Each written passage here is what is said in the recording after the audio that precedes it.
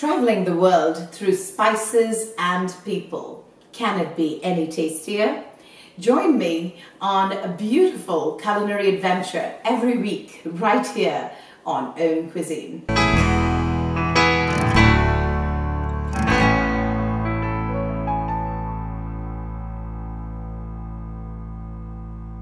Good afternoon and welcome to another episode of AUMcuisine, authentic, universal, meditative. I know we are getting over the winter and getting into the spring, which pretty much means that there has been a bout of some type of cough or cold or head cold or throbbing pain or God, I'm feeling so weak type of people in your life. So let's make them better. So this particular recipe is made with quite a few ingredients, but it really brings back the energy back into your body.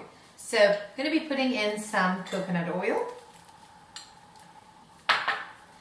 And it's a good idea to use the coconut oil because of many things. First of all, it's very good with high temperature.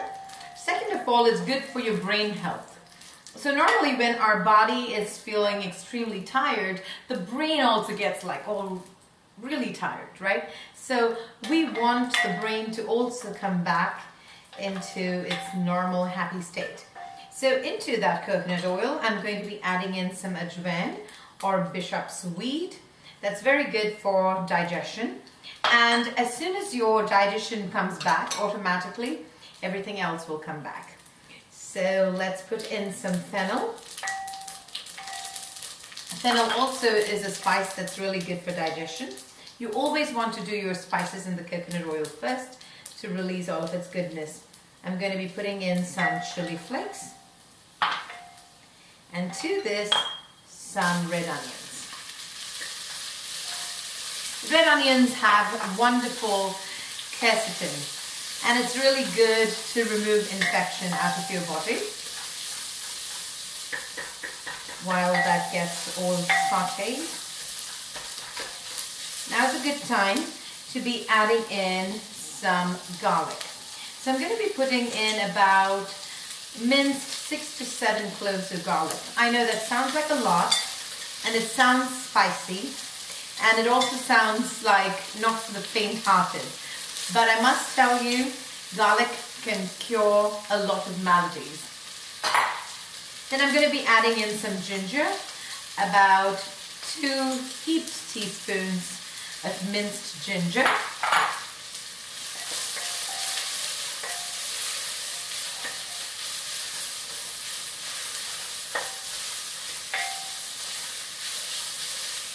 It already smells really good right now.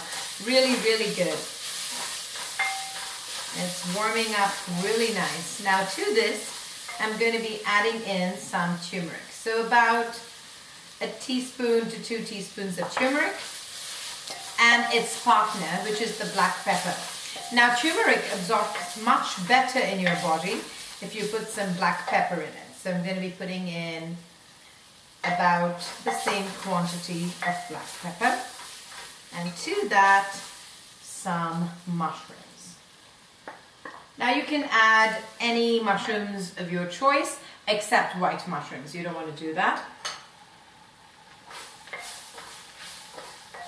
Now to this, let's add some water.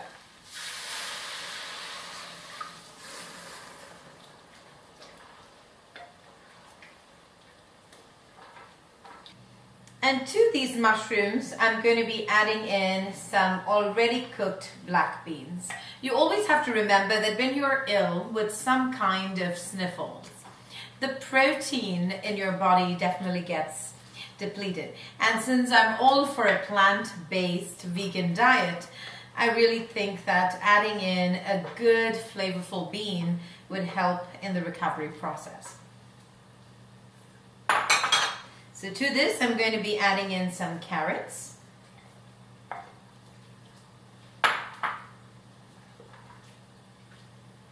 And some cooked black quinoa. It also looks visually beautiful to be putting in the black quinoa. And it's got the protein in it, which is also beautiful. Just add some more water at this point. So it's almost like making a savory, spicy turmeric tea, if you will, with lots of vegetables. To this, I'm going to be adding in some red bell pepper, just for the color, and a little bit for the capsaicin. Cabbage, and always good addition in your soup. It's kind of like the classic detox vegetable. And then I'm going to be adding in a little bit of green onion.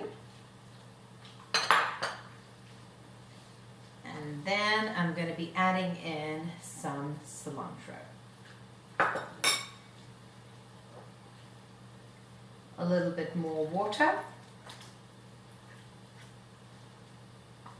And I want this to remain like so with the lid on for about, let's say, 5 to 10 minutes, depending upon the BTU of your stove.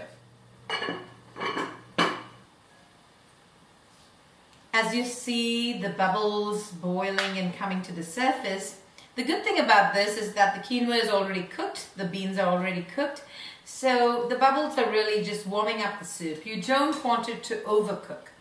And the reason being, when a soup like this overcooks, you're going to lose the color and the crunch element of the soup altogether. So let's do some salt to taste. And I'm going to be putting in about 2 teaspoons of beet powder. So the color will really change in the soup, and there is going to be lots of nourishment. So let's get that started. Look at that color coming out. A beautiful beet red without the color and the hassle of peeling the beets and getting the purple in your hands. So it is really beautiful to get all that nourishment without any of the hard work. And beet powder is very freely available. It's a beautiful colorant. There you go. It's beautiful. So I'm going to be serving it into my trusted AUM bowl. I'm going to be putting in enough of the good content vegetables of the soup. And then the liquid. Just see how colorful that is. Just beautiful. So easy to put together. And you know, sometimes when you're really feeling under the weather, you don't really want to have too much food. You're not feeling up to it. Your taste buds are not doing the right thing. But you still have to eat. You still have to eat to get the nourishment going. So here I have some turmeric, which is soaked in lemon juice. This is fresh turmeric, soaked in lemon juice and a little bit of salt. I'm going to add that as a topping right in the center. A little bit of cilantro and a tad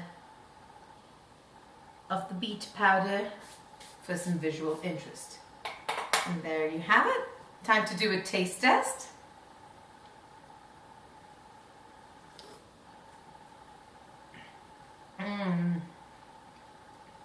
It's mild, it's flavorful, and it's just so soothing.